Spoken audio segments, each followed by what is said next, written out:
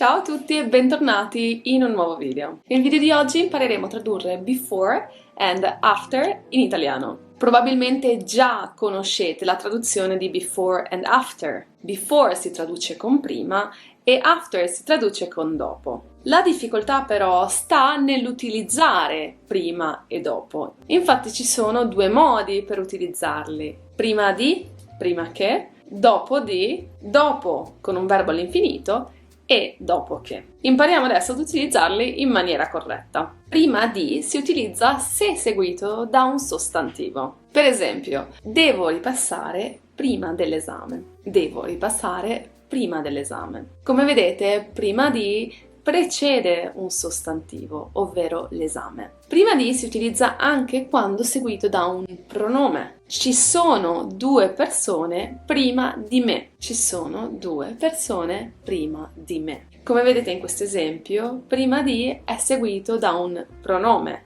me. Prima di può essere anche seguito da un verbo all'infinito, presente o passato, a condizione che il soggetto della frase principale e della frase subordinata sia lo stesso. Per esempio, prima di uscire prendi le chiavi. Prima di uscire prendi le chiavi. Before leaving, take the keys. Come vedete, il soggetto della prima frase e della seconda frase è lo stesso, è sempre tu. Tu prima di uscire tu prendi le chiavi. Questa struttura non funziona se il soggetto delle due frasi è differente. In questo caso dovremo infatti utilizzare prima che seguito dal verbo al congiuntivo. Facciamo una frase. Prima che arrivi Martina, finisci i compiti. Prima che arrivi Martina, finisci i compiti. Come vedete, il soggetto della prima frase è Martina,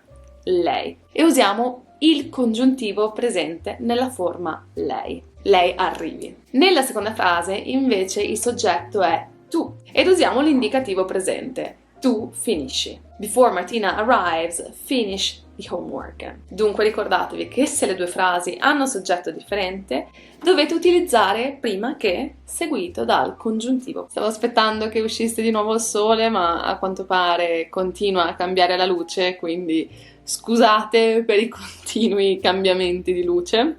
Il motivo per cui dobbiamo utilizzare il congiuntivo è perché l'azione non è ancora certa. Quando noi abbiamo detto questa frase, Martina non era ancora arrivata, non era ancora un'azione certa, o semplicemente l'azione non era ancora successa. Passiamo adesso alle differenti traduzioni di after. After si traduce in dopo. Quando after è seguito da un sostantivo, utilizziamo semplicemente dopo. Dopo seguito da sostantivo. Per esempio, dopo Natale voglio iniziare la dieta. Dopo Natale voglio iniziare la dieta. Come vedete, dopo è seguito da un sostantivo, ovvero Natale. Non c'è bisogno di mettere alcun tipo di preposizione contrariamente a prima. Invece, proprio come per prima, se dopo è seguito da un pronome, utilizziamo dopo di.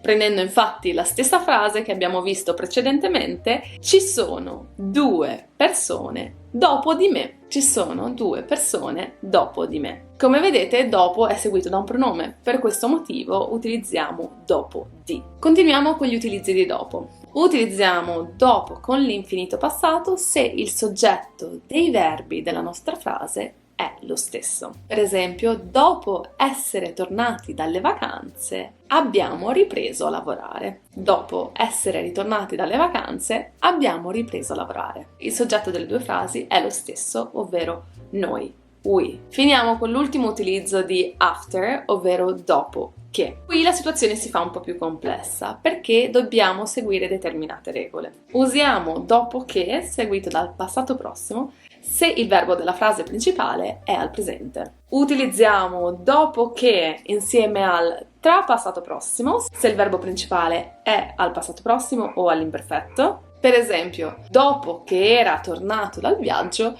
gli ho confessato i miei sentimenti. Dopo che era tornato dal viaggio, gli ho confessato i miei sentimenti. Come vedete, il verbo della frase principale è al passato prossimo, gli ho confessato i miei sentimenti. Dunque, il verbo che segue dopo che sarà al trapassato prossimo, perché rappresenta un'azione che è avvenuta prima della mia azione della frase principale. Infine usiamo dopo che con il futuro anteriore se il verbo della frase principale è al futuro semplice. Per esempio, dopo che avrai finito di mangiare, potrai alzarti dal tavolo. Dopo che avrai finito di mangiare, potrai alzarti dal tavolo. Come vedete, il verbo della frase principale, potrai, è al futuro semplice.